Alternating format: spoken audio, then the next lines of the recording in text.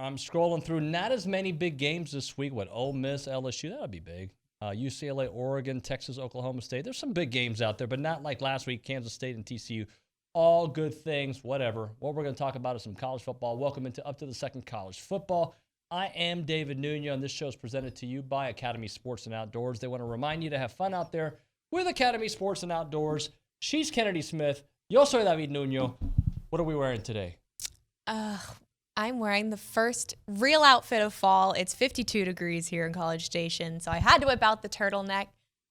I'm just happy. I had my pumpkin spice latte this morning. Yeah, I knew that when fall comes, that means certain fashion comes, and that's part of what collection? The Vera Wang collection? What is it?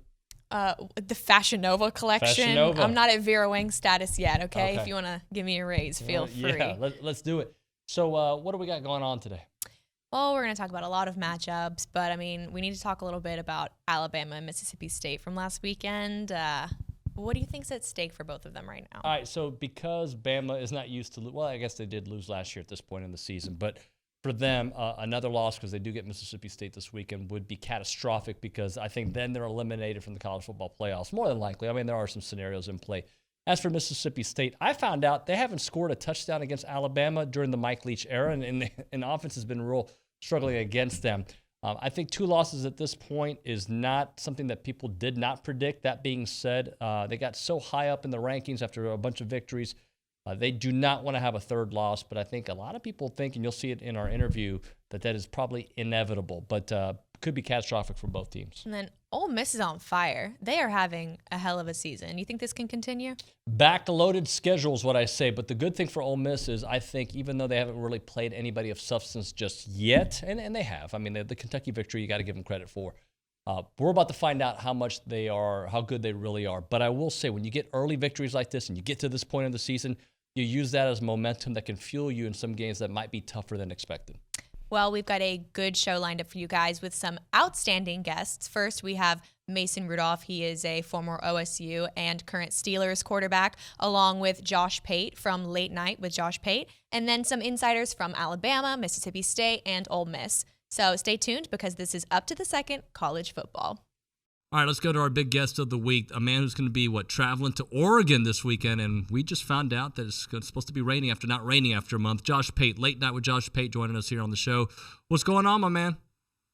I'm trying to plan as best I can. You know, allegations had been thrown my way, David, that Late Kick was an SEC-centric show, and that's a dirty allegation. Just because we've been there the first 6 or 7 weeks doesn't mean anything. So, yeah, we're basically taking the show as close to Japan as we've ever gotten it. Oregon is about as close to there as we've ever gotten. So it's a good matchup, though. Chip Kelly coming back to Eugene for the first time, so I'm looking forward to it. Yeah, I was going to say, I usually don't start off with the Pac-12, but I will say, UCLA is a team that I kept on saying, all right, we'll see if they're for real. And they seem to be for real, man. Well, I said in the preseason, and this didn't mean much, but I said in the preseason, if, all caps, if Chip Kelly was ever going to do anything out there, he had a veteran quarterback, got a veteran backfield. I mean, it's the best collection of talent clearly he's had there. And think about it now, transition at Oregon on the coaching staff, transition at Southern Cal. So this was going to be the time. And so far they've cashed in on it. Now, I mean, clearly they've got the back half of their schedule. And I know that we've already gone about 2 minutes over our allotment of Pac-12 time limit, but I think that and the Big 12, man, both of those conferences, they may put a total of 0 teams in the playoff. I think it's really fun football to watch right now, though. Yeah, I'd agree with that. Let's talk Tennessee for a second because, we're over here in College Station year 5, and there was a great year 3, no doubt about it. But thinking, wow, Tennessee's doing what A&M was hoping to do this year. Year 2 for Heupel and Hendon Hooker, just veteran players I think have such an impact. Talk to me about that story of what Tennessee's been able to do so far. So this is not a joke. I was standing on the field in Neyland Saturday night as it was, I think it was 49-42, but it was late. It was fourth quarter. And I was talking to a former Tennessee player who's kind of in the administration there now. And I said, you know what these games make me think of? I kid you not. I said, it makes me think of Texas A&M because it makes me think of, the complaints that have circulated around A&M's program. The complaint, if you have one, about Jimbo's offensive style. And it's one thing to question play calling down to down. I don't really get into that. But the overarching 50,000-foot philosophical conversation, you could just use results, David. You don't have to be able to X and O your way around anything to just know we're A&M. Here's our output. It's not good enough. And the reason I mentioned the Tennessee game is because you just mentioned Heupel, year 2. And by the way, they didn't bring in a ton of kids via the transfer portal. Like, that's a team full of Jeremy Pruitt's players. And I mentioned A&M because A&M is one of about half a dozen programs in America that can choose to do whatever they want because they can get the athletes with which to do whatever they want philosophically. So they are choosing to do what they do offensively. Tennessee, conversely, has chosen to do what they're doing offensively. And with a roster that probably doesn't rate right now in the top 13 or 14 in the entire nation talent-wise, they're squeezing more than every drop of potential out of it and then some. And it just always, it boggles my mind. You could say the same thing about Bama defensively right now. You're going to watch Kentucky play Tennessee in a couple of weeks. I don't know what the final score will be. I guarantee you Tennessee doesn't hang half 100 on Kentucky defensively. So what you were saying about Bama offensively, you can say about Bama or A&M offensively, you can say about Bama defensively, but that's where my mind starts to wonder when I'm watching Tennessee do what they're doing. Then you zoom in and you say, wow, I'm really witnessing this. Like, we're really experiencing that 15-year dam finally get broken, literally, and then figuratively, you get the spilling out of people onto the field. I've never been around anything like that. We get to choose the game we go to every week. I was a part of 4 field stormings last year alone. Not included was the one in College Station, ironically, against Alabama. But, man, I have never been a part of something like that. That one I will remember for the rest of my life. I'm sure they will, too. Josh, we've maintained on this show, and this is not rocket science, but A&M right now averaging 19.6 points per game. Not good enough, obviously. If they just had half that, let's say they're, what are they, 119? Let's just say they're the 50th or 60th best offense in the country. They're probably 5-1 or maybe even undefeated. Mm-hmm. Yeah, I think that's one way to look at it. They're saying the same thing. Like, this is not a unique problem to A&M. Maybe on that side of the ball, it feels like it's an A&M problem, but Ohio State did not make the playoff last year. They didn't play for the Big Ten title because of this exact same thing, just on the other side of the ball. They were asking themselves, if we just cut our woes in half defensively, where would we be? And so it's kind of a $1 million question in a lot of different places. But at A&M, I think it's different offensively because I'm a believer. If we had this alternate universe, this would be really fun. If you and I could snap our fingers and we had an alternate universe and we could just toy around with it, and we were to keep everything about A&M the same, and I were to just bring in like Lane Kiffin or Josh Heupel, just pick your guy, and just give them the program for one calendar year starting December, whatever the day after the SEC title game is, what would they look like on the field next year offensively? And it would be way better. I don't know how much better, but it would be way better. And so, I don't get into the questioning play calling because if Jimbo Fisher were next to me on this beautiful couch we have, man, he would talk my head off, and he would walk circles around me when it came to specific X's and O's stuff. But, man, it's all about results at the end of the day. And that's something that Meemaw can understand. So if Meemaw can understand it, I can understand it. And I get the complaint. It's a valid complaint because unlike some places where they complain, as you and I talked about at SEC Media Days, that place out there, the place where you are, everything they ask of the fans give. Everything they ask in terms of investment is given. So at places like that, I think it's more than fair to have high expectations.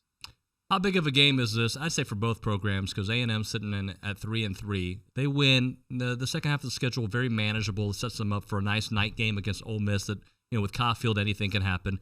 For South Carolina, I don't know who they've beaten yet, but it feels like if they beat A&M and they get their 5th win and they're 5-2, they certainly have exceeded the expectations through 7 games.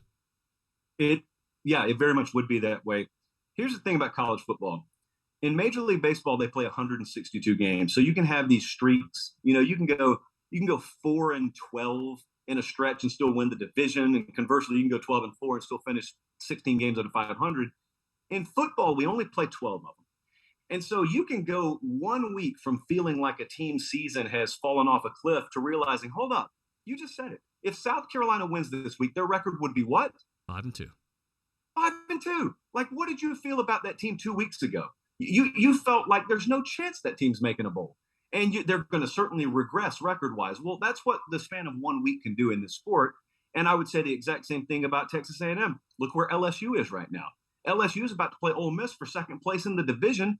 A&M's still in that conversation. We just said Ole Miss is there. Mississippi State could still be there. So it's really funny because there's the assumption, of course, that Bama, even though they just lost, they're going to keep that number one spot locked up. And I think they will. I don't know they will. It's dangerous to assume anything, but I think at the very least, when you get into a season a little bit like A&M did, the moment they lost to App State, a realist probably understood we're going to have to recalibrate our expectations. If I wanted to make the playoff, that's probably not going to be in the cards. Then, you start to get into conference play and you lose to Mississippi State. Everything's still on the table after the win against Arkansas. And so I'm not saying there's a recalibration there, but you just teed it up perfectly. This game, the loser of this game, that's who has to start recalibrating their conference goals and whatnot. And the winner is all of a sudden thrust right back into a conversation that I think a lot of people had already hit the eject button for them on. You're exactly right. Let's talk about that other big one, Alabama, Mississippi State. I learned this earlier today. Mississippi State under Mike Leach has not scored a touchdown against Nick Saban and Alabama. Yet, if Bama loses this game, they're probably eliminated from the playoff contention. Probably, not for sure, but probably. In Mississippi State, most people expecting them to lose, but the way they started, it sure feels like with 3 losses now, it's kind of unfortunate for them. Yeah, different team on the road. They had those back-to-back wins at home, Arkansas and Texas A&M. But, this week, I hated the spot they were in the past weekend against Kentucky. So it's the only time we had seen them on the road was against LSU. And LSU beat them by double digits. And so they go back out on the road this past weekend. They face a starting quarterback in Will Levis, and they fall again. And Kentucky completely crowbar and the bicycle spoke them offensively. They couldn't do much of anything. And the reason that Bama's been such a nightmare matchup for them is because of pass rush versus their outside tackles. They haven't really been good, and they're probably poorer at the offensive tackle position this year than they were last year. So also keep in mind, David, one of the facets of Alabama's team that did not show up last Saturday was the pass rush. And believe me, they're hearing about it. And on my show tonight, they'll hear about it again. And so I would imagine, I don't know what else you'll see Saturday in the secondary. I would imagine that Will Anderson, Dallas Turner, Chris Braswell, those guys, I think they'll have sort of a bail me out performance this Saturday. I don't use this word very often, I would be utterly shocked if Mississippi State were to be within one possession of them at the end of that game, much less beat them. Josh, man, you're the best. Thank you so much. I hope to see you on the road here soon, my friend. Yes, sir. I appreciate you as always. Let's get to our big game of the week. I feel like we're always talking about Alabama when it comes to a big game of the week, but we are talking Bama versus Mississippi State, and a game that I believe has huge implications in the rest of the SEC West, because if Bama loses another one, their talks of winning a championship probably done. Mississippi State, the 2 losses, I think they still expect to have a brilliant season, but that third loss could be huge for them. Let's talk to a couple insiders. Robbie Faulk, Mississippi State insider for 247 Sports, Starkville Daily, and of course the co-host of Thunder and Lightning podcast, and Tony Tsoukalas, the managing editor of TideIllustrated.com. Gentlemen, what's going on? Hey, how's it going?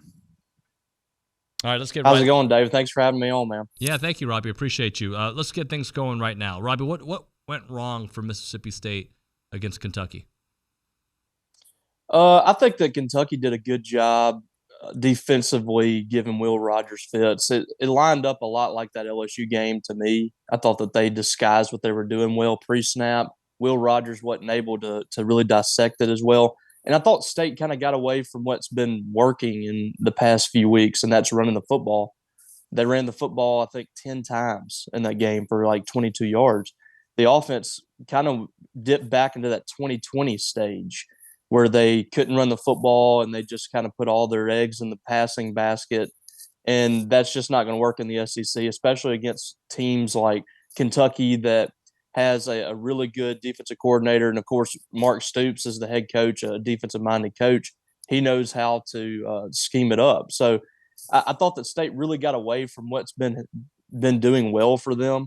And then on the defensive side of the ball, they just couldn't stop the run. Chris Rodriguez, they fed him all night long. I think he had 31 carries, almost 200 yards rushing. And Kentucky just said, we're going to put the ball in our running game's hands. And then a few pass plays downfield opened up. And I think it really broke Mississippi State's back late when they weren't able to get off the field defensively. So it was really kind of twofold. Defensively and offensively just wasn't their best game. Tony, I'll ask you the same question because it's hard to say that when you see a game that, both teams almost combined for 100 points. That being said, Bama does lose a game. It's almost 2 weeks in a row that they almost lose, but they did win against Texas A&M. What went wrong for the Tide? Yeah, 17 penalties. School record. That you're not gonna win very many games when you are flagged 17 times in a game. And they also gave up obviously 52 points. It's the most it's given up since 1907 when they were beaten 54-4 to Sewanee. So shows you how long it's been since Alabama's given up that many points. Look, all the mistakes Alabama's been making throughout this season, they've been kind of playing with fire with these penalties, with these giving up big plays. It all seemed to kind of explode on them against Tennessee. And I mean, this was coming, I didn't expect Tennessee to win. But like, am I surprised if Alabama continues to play like this? No, they'll probably lose again if they don't fix these problems. Now, I mean, you've seen them kind of make these problems in the past and get over them. This Tennessee game was a lot like the Texas A&M game last year, where it's like Alabama dug itself into a hole, came back, should have won, had all the opportunities to win, and then still blew it, So I don't know. Unfortunately for Mississippi State, I mean, they have to play Alabama back-to-back seasons coming off of a loss. So we'll see if Alabama responds the same way it did last season against Mississippi State. I think this is a better Mississippi State team than the one Alabama played last season. So, but yeah, Alabama can't be making these mental mistakes every week, because we saw this week that it'll end up biting them. Rob, you told me something before the segment started that kind of caught my attention, that Mike Leach has not scored a touchdown against Alabama. So does that mean that Will Rogers probably has to have, he's already had a great career, but he has to have his best game ever? Needs to have a really good one. This offense has not been able to score much at all against Alabama since Nick Saban's been there. I mean, for the most part, for whatever reason, some other teams have been able to have some success at times. We've seen the success that Tennessee's having offensively. A&M's even been able to score a few touchdowns. Mississippi State just cannot do it. They had one good season, I think, offensively against Nick Saban, and that was in 2017. Had a chance to win that ball game, and Alabama was able to pull it out in the end. Other than that, most of these games haven't been very close. And in this game, I don't think anybody's expecting Mississippi State to win. What you want to see is some progress. You want to see Mississippi State score a couple of touchdowns, 2 or 3 touchdowns, show some signs of life offensively against a really good defense. That's what people want to see going in this ball game, and it's something that nobody has seen in a long time, especially since Mike Leach has been here. It's just been a field goal fest, basically. Since he's been here, the last touchdown was in 2019 under Jim Moorhead, and that was a blowout game as well. So, it's kind of a weird deal. Mississippi State always kind of gets the brunt against Alabama. I think this is the 5th time since 2010 that they've played Alabama coming off a loss, and Bama doesn't lose very many games during the regular season. So most times when Alabama's losing and it's not Auburn that they're losing to, Mississippi State's sitting there waiting in the wings to feel the brunt of it all. So, we'll see what happens. I'm expecting an angry Alabama. I'm expecting an Alabama team that's going to play much more crisp this weekend, and who knows what to expect from Mississippi State. But the outcome, to me, is probably going to be a bad one for Bulldog fans. Yeah, Robbie coming making that point, about the lack of touchdowns. The last touchdown Mississippi State's thrown or scored in Bryant-Denny Stadium was by Dak Prescott in 2014. So I mean that is a crazy stat right there. In the 3 meetings that Alabama's played in Bryant-Denny Stadium since then, Alabama's outscored Mississippi State, I think 116-3. I mean, it's been pretty crazy in terms of, especially when you look at the offense that Mississippi State's been able to have. It is really kind of weird how this rivalry is kind of played out in that regard. Should be a fun night. Should be a really fun night. Yeah, it's must-watch television. Let me follow up with Bryce Young and the kind of game that he had, just the gamer. I mean, we know how great he is. I mean, he's a Heisman Trophy winner, but how is he doing leading into this one?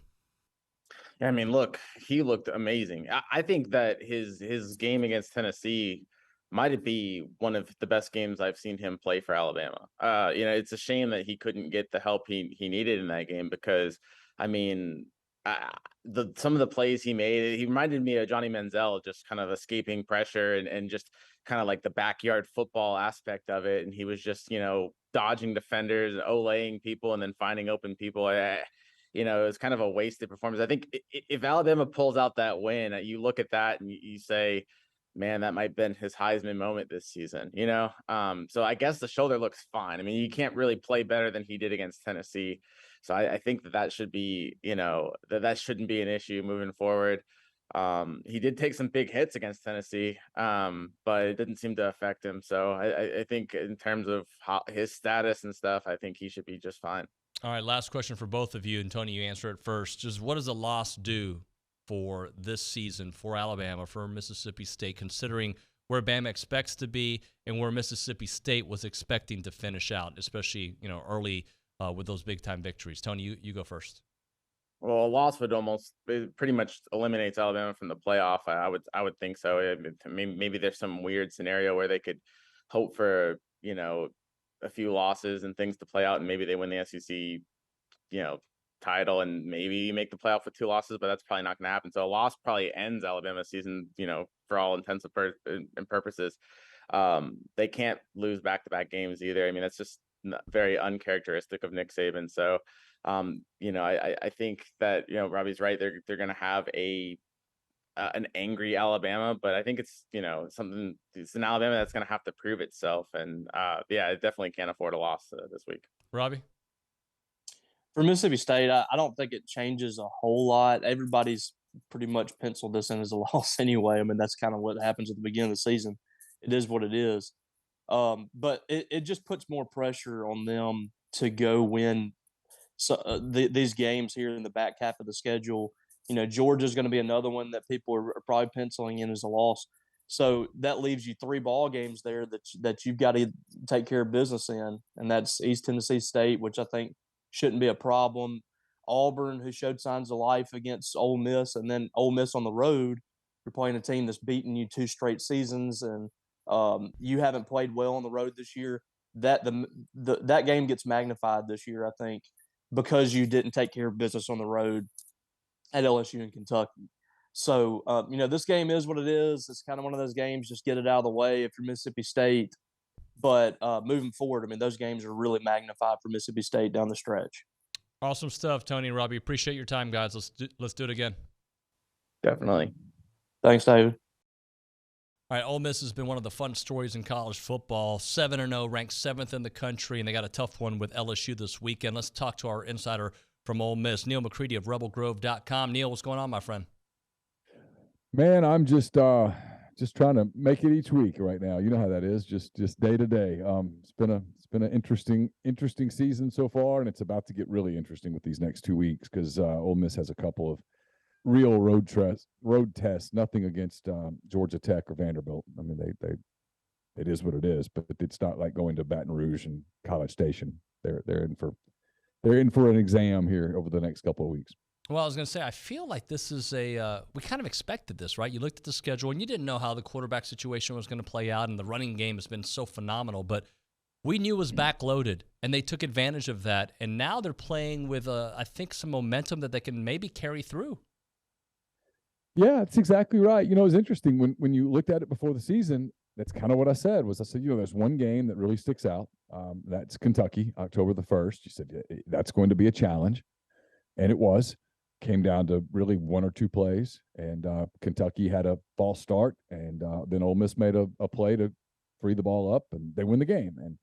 And after that, you knew that Vanderbilt would be Vanderbilt, and that was going to be a bit of a trap, but they sprung the trap. They were fine. And then you knew, because Ole Miss struggles with Auburn. They don't beat Auburn very often.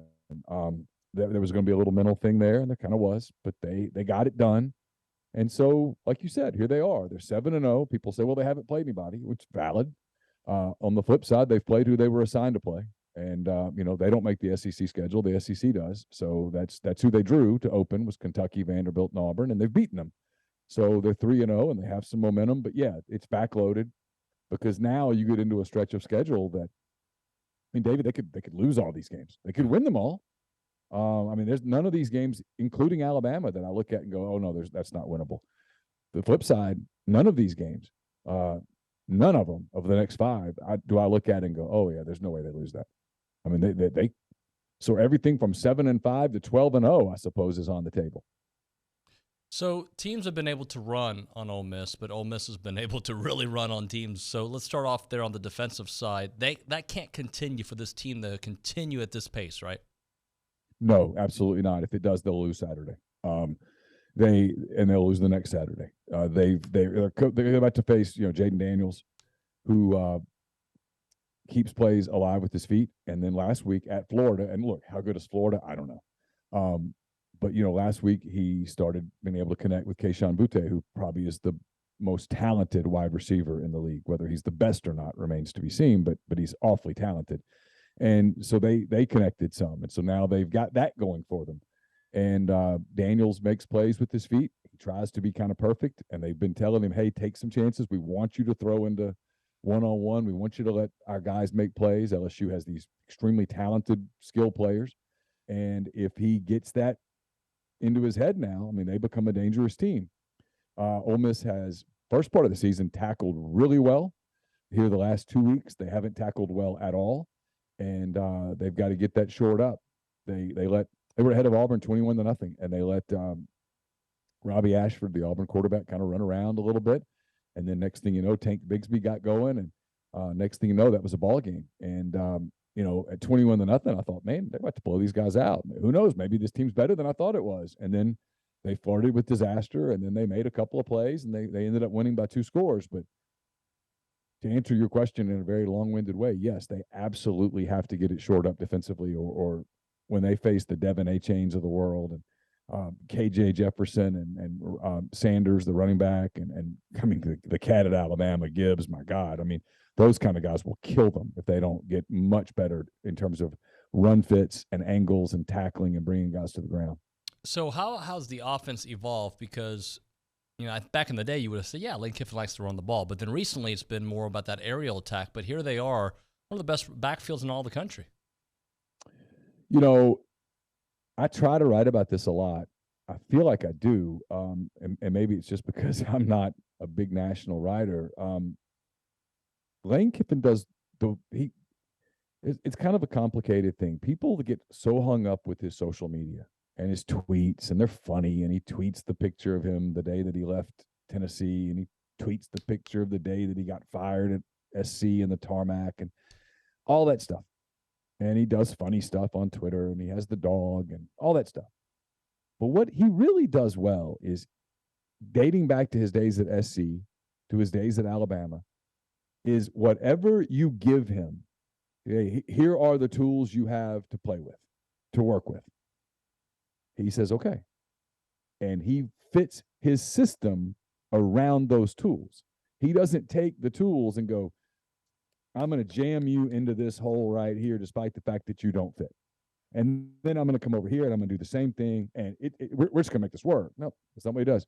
He says, okay, here's what he does well, and here's what he does well. And I think this is what we could do.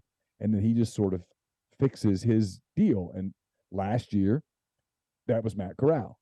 And it was spread it around, let Corral do what he does well. And this year, they're going with a 19-year-old quarterback who's good. He's going to be a really good player. I think he has a chance to be an elite player down the road. But right now, he's 19 years old, is fairly inexperienced and all that. He's got a pretty good offensive front, and he's got these 2 and sometimes 3 running backs who are special. And they've just absolutely relied on the running game, and it's worked. It worked last week. Auburn put 7 in the box. That didn't work. Put 8 in the box. That still didn't work. And he's still just kind of – he's very creative in terms of creating an offensive system, a game plan. And then I think it's well established that he's an elite play caller. He just sees things kind of in real time that I don't know that every coach sees, and he's able to capitalize on it. And they've been able to do that with their running game kind of all season, because the passing game, they don't really have that over-the-top Elijah Moore, Braylon Sanders kind of guy so far that can take the top off the defense, can really keep you honest. They've got some guys who are possession receivers, who great hands, Jonathan Mingo, Malik Heath, those guys, but he's just kind of fixed the offense in a way that works best for what they're doing right now. Neal, the faces can change at the coach there at LSU. The faces can change offensively, defensively. But one thing remains a constant. Winning in Baton Rouge is extremely difficult, just like winning on the road in the SEC. But I put Baton Rouge in a different part of that as well. Just how difficult is this matchup? Oh, it's tough. I mean, look, the last time Ole Miss was 7-0, it was 2014. And that was Bo Wallace and all those cats, Robert Kimdichie and Laramie Tunsil. That was a talented team now. And they just gone to Texas A&M and won pretty convincingly. And then before that, they beaten Alabama at home. And they went to LSU, and it was at night, but it got loud and it got weird, and they freaked out. I mean, Bo Wallace was turning around, yelling into the crowd, yelling back at people. That wasn't Bo. It wasn't who he was. That place is different. You've seen it. Mm-hmm. I've seen it. It's different. You have to take them out of a game. The longer you let them hang around, the more it gets weird. You have to do what Tennessee did 2 weeks ago. That's pop them square in the mouth, get them to kind of turn on their own team, take them away. It had nothing to do with what time of the day the game was played. It had everything to do with you have to punch them in the mouth early. And when you do it, you're okay. But when you don't, you let that place get different. And when it gets different and loud, I've just watched too many really good teams freak out there. So there's something to it. I mean, I've watched extremely well-coached, talented teams freak out in that stadium. No doubt about that, Neal. Thank you so much, man. I'll see you here in College Station soon. Well, actually, I'll see you, here in College Station soon. Yeah, next week. Talk to you then. All right, guys, on with me now is Mason Rudolph. He is the Steelers quarterback, but also known as former OSU star quarterback. He was there from about 2014 to 2017, if I'm right. He's going to talk a little bit about this big matchup this weekend, OSU versus UT. How you doing today, Mason? Doing well, Kennedy. Thanks for having me on. Appreciate it. Thanks for coming on. So OSU was rocking with an undefeated season, and then they had TCU this weekend. It was double overtime, or really close margins, but they lost 43-40. So did you have a chance to watch that game? I did. I watched parts of it, and I think it was. I always try to catch up on my alma mater, watch them, and with Mike Gundy still being there for a long time. Yeah, tough loss. I think, but I think one that they can, they're truly tested. Anytime you're tested that early in the season with a good opponent, I think there's a lot of positives, a lot of corrections that can be made, and everything's still in front of them as far as the goals they want to achieve. So, I think something to learn from. Yeah. What do you think that the Cowboys could have done differently to change the outcome of that game? I don't want to get too X's and O's, but I think That's why I called you. Give me the X's and O's. Spencer Sandals. No, I think I actually didn't catch the end of the game, the overtime, which shame on me. But I had some grandparents in town. But no, I think Mike and Spencer's a lot of experience. He's a winning quarterback. They're going to bounce back from this very well. I'm close with the offensive coordinator Casey Dunn. Still, they run a lot of the same stuff that we ran when we were there. The RPO, fullback lead outside zone. We called him a cowboy back, and I think their defense has been great all year, right? They've limited opponents to like an average of 20 points a game. So I think you got to have your defense step up a little bit more in those moments, but. I'm sure there's corrections to be made offensively, defensively, and in special teams, and they will. And like I said, sometimes it's you'd like to see your team kind of bounce back from a loss early in the year. Like I said, with everything still in front of them. So quarterback to quarterback, how do you think Spencer Sanders is doing so far this season? I think he's doing really well. I think each year you've seen Spencer make a jump. I think. I've seen quotes this offseason of Gundy and Casey Dunn talking about the jump he's taken from a football IQ standpoint and how he reads defenses and how the game has slowed down for him. I think each year, whether that be high school, college, or pro, each year of experience brings that level of comfortability, and so you see it in the way he plays. He's a leader. He's racked up statistically He does a great job, and he moves the ball on the field, and the players, seems like his teammates love playing for him. So, proud of the way he's playing and rooting for him and the whole team.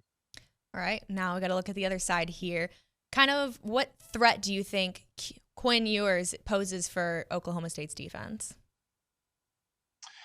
Yeah, I think highly recruited quarterback and has done well. I know he was hurt. I believe he was hurt early in the year. Right, had missed a couple games. I think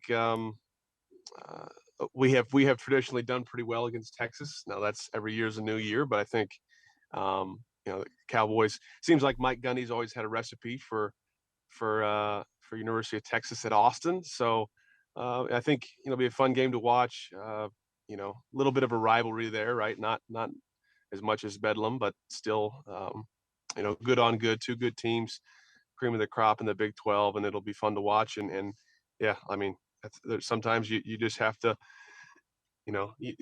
quarterbacks like the kid they have, is they're going to make plays, but you just got to limit them. And I know we've got the Lacey kid, the defensive lineman, who's a pass rush specialist, a game wrecker.